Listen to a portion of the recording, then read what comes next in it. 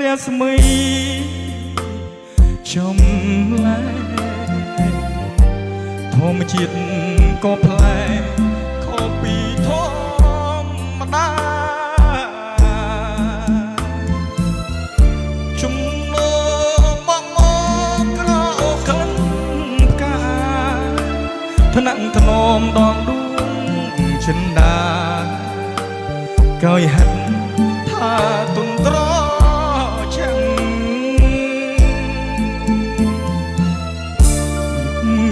នេះគឺយំដែលរៀមមានផងវាសនាជូទីធីតាដែលរៀមជុំពាក់បើភ្នែកឃើញច្បាំងសម្រត់ទូភាំងថាពិតជារូបលៀងជឿជាក់មិនមែនសូបិនរៀមបានលើកហាន់ថ្នាក់ថ្នមរៀងកាយចិត្តអត់មានឯណាហាក់ដូចជួថាព្រះអននេះសាខំស្រងខំស្រមយកក្លិន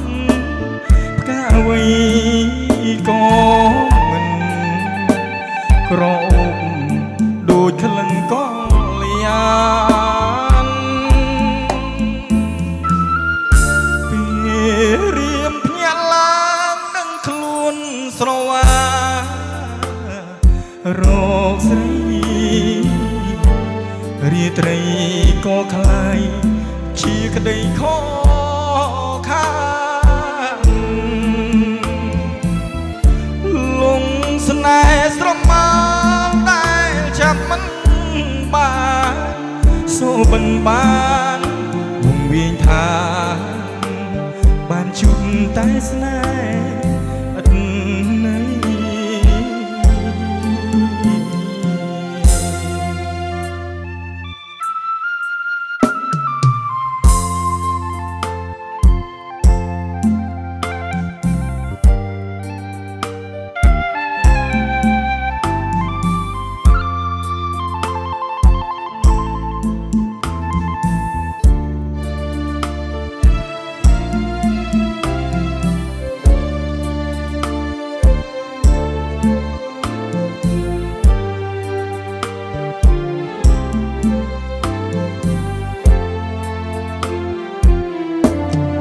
រៀមបានលើកហាត់ថ្នាក់ថ្នមរៀងកាយចិត្តឥតមានឯណាហាក់ដូចជួថាព្រះអននេះសាខំស្រងខំស្រមយកក្លិនផ្កាអ្វីក្រអូបដូចក្លិនកល្យានពេលរៀមភ្ញាក់ឡើងដឹងខ្លួនស្រវារកស្រីរាត្រីក៏คล้ายជាក្តីខកខាន